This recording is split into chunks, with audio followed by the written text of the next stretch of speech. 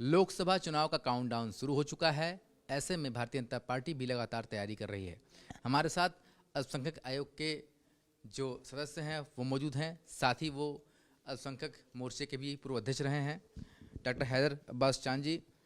हैदर अब्बास जी, एक गीत को लेकर आप लोग यहाँ आए हुए हैं कि प्रधानमंत्री नरेंद्र मोदी पर एक गीत लिखा गया है और इसके माध्यम से आप जनता के बीच में जाना चाहते हैं और दर्शाना चाहते हैं कि उन्होंने अपने कार्यकाल में कितना कुछ बदल दिया। तो क्या माना जाए, अब चुनाव सामने है तो गीत के माध्यम से भी जागरूक कर रहे हैं? जी, हम लोग ने ये सोचा और एक हमारे परिचित थे, उन्होंने इस गीत को जो है तैयार किया। उन्होंने देखा कि तमाम जगह पे माननीय देश के यशस्वी प्रधानमंत्री नरेंद्र भाई मोदी जी के लिए अल्पसंख्यक समाज का नज़रिया बदलने की वजह भी ये बहुत सारी है। जब से वो प्रधानमंत्री बने 2014 से लगातार उन्होंने जन कल्याणकारी योजना चलाई, उसका लाभ भी हमारे अल्पसंख्यक समाज को मिला। धारा 370 हटाकर उन्होंने एक जो है जम्मू कश्मीर में एक आज़ादी दिलाने का काम किया। राम मंदिर का मुद्दा हो या तमाम मुद्दे पे उन्होंने जो है एक ऐसा काम किया जिससे आज भारत के अल्पसंख्यक समाज के लोग उस तरह से देखा गया, इसलिए इस वीडियो को बनाया गया कि आज मोदी जी को जो है हैट्रिक मारने के लिए हम लोग जो है इस गाने को बनाया गया है। और आप जान भी रहे हैं कि जिस तरीके से अयोध्या में हमारे राम जी का मंदिर बनाया, जो पूरे भारत के लोगों से आस्था से जुड़ा था, बल्कि पूरे विश्व से लोगों की आस्था से जुड़ा था, उस पर भी मुस्लिम समाज के लोगों ने बढ़ चढ़कर भाग लिया। इसी पे ये निर्धारित है। तो आपको क्या लगता है, इस तरह के गीत से जो है वो अल्पसंख्यक समुदाय खासतौर पर आपकी पार्टी से आकर्षित होगा? बिल्कुल होगा, क्योंकि जब भी मोदी जी हमेशा अल्पसंख्यक समाज के लिए आगे बढ़े हैं, उसमें बहुत सी चीज़ें उसमें ऐसी भी है कि वो मोदी जी हमारे कहीं पे मस्जिद में जा रहे हैं, कहीं पे चादर में जा रहे हैं।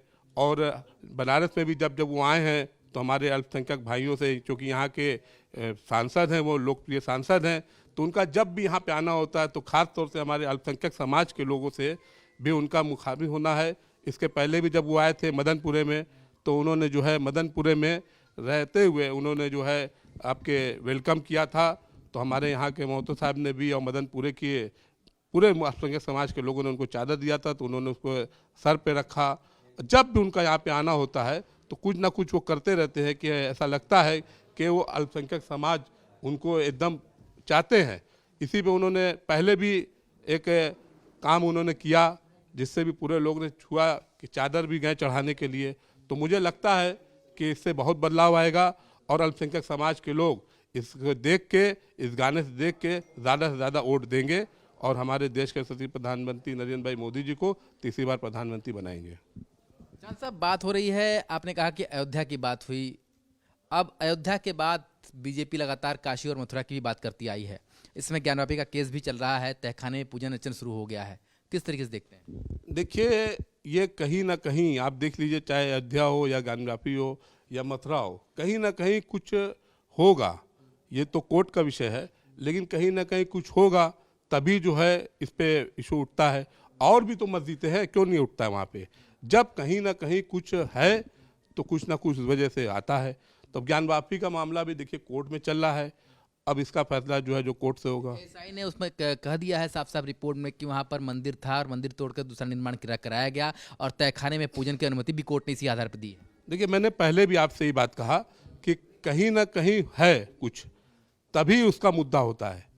जब होगा तभी लोग कहेंगे ना। और भी तमाम मस्जिदें हैं, लेकिन जब अयोध्या में था, आज वहाँ पे हुआ ना, उसी तरीके से अगर से मान लीजिए ज्ञानवापी में भी होगा तो उसका भी कहीं ना कहीं प्रूफ होगा, तो होगा ज़रूर। और दूसरी बात ये भी कहा जा रहा है कि जिस तरीके से आज आप कह रहे हैं गीत के माध्यम से प्रधानमंत्री के जो आप इतने दिनों के कार्यकाल को दर्शा रहे हैं, तो आपको जो लगता है, ये विश्वास हो गया है कि लगभग 10 साल का जो कार्यकाल हुआ है उसमें अल्पसंख्यक समुदाय, इससे उनके मन में परिवर्तन आया रहा है? निश्चित आया है। आपने अभी चुनाव हुआ है, नगर निकाय का भी चुनाव हुआ है, कितना बड़ा चुनाव हुआ है और लोकल लेवल पर यह चुनाव होता है, ये आपने देखा होगा। इसमें तमाम चेयरमैन जीते भारतीय जनता पार्टी से, पार्षद जीते भारतीय जनता पार्टी से, सभासद जीते भारतीय जनता पार्टी से। तो बदलाव नहीं आया तो कैसे जीते? और देवबंद में भी मुसलमानों ने वोट दिया, मुरादाबाद में मुसलमानों ने वोट दिया। अगर से वोट का प्रतिशत देखेंगे तो हर प्रतिशत बढ़ता जा रहा है। 14 में भी वोट दिया गया, 17 में भी वोट दिया गया और 19 में भी दिया गया और 24 में भी वोट भारतीय जनता पार्टी को मिलेगा। उसका आप देख लीजिएगा, वोट का प्रतिशत बढ़ेगा। एक अंतिम सवाल ये है कि बीजेपी का ये लगातार कहना रहा है कि हमारा अयोध्या के बाद ज्ञानवापी और खासतौर पर मथुरा, काशी और मथुरा का एजेंडा रहा है। इस बात को आप मानते हैं? देखिए, मैंने पहले भी आपसे तीनों ही जगह का जिक्र कर दिया, काशी, मथुरा और अयोध्या। तो अयोध्या का मसला जो आपने देखा होगा किस तरीके से हमारे देश के यशस्वी प्रधानमंत्री और कोर्ट ने भी इसका समाधान किया और कितना अच्छा अभी वातावरण था। आपने देखा भी होगा कि जब उनकी हमारे रामलला जी जब विराजमान हुए तो कैसा माहौल था पूरे देश में। अल्पसंख्यक समाज के लोगों ने भी खुशी मनाई, लंगर चलाया, लंगर लगाया और लोगों ने हर जगह पे कहीं ना कहीं पे आतिशबाजी भी बजाई, अपने घर में सजाया भी। एक अभी लेडीज़ को भी आप लोगों ने देखा होगा मीडिया के माध्यम से, वो कहाँ से पैदल आई है। तो कहीं ना कहीं आपने देखा होगा कहीं ना कहीं अल्पसंख्यक समाज भी इससे बड़ा खुश है और ये चाह रहा है कि हम लोग जो है देश के यशस्वी प्रधानमंत्री नरेंद्र भाई मोदी जी के नेतृत्व में ही देश को आगे बढ़ाने का काम करें। कोर्ट के फैसले के साथ जाएंगे सब? बिल्कुल बिल्कुल जाएंगे। कोर्ट के फैसले को तो निश्चित तौर से सभी मानता है, तो अल्पसंख्यक समाज भी मानेगा।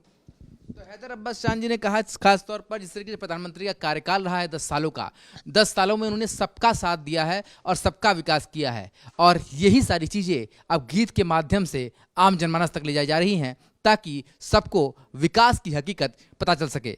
इसके अलावा उन्होंने ये भी साफ तौर पर कहा कि अयोध्या में जिस तरीके से रामलला की प्राण प्रतिष्ठा हुई है और उसके बाद ज्ञानवापी और मथुरा की बात हो रही है, तो जो सच है उसका साथ हर कोई देगा और कोर्ट के जो भी ऑर्डर होंगे सभी पालन करेंगे। वीडियो जर्नलिस्ट शिवम मिश्रा के साथ सुशांत मुखर्जी, न्यूज़ स्टेट, वाराणसी।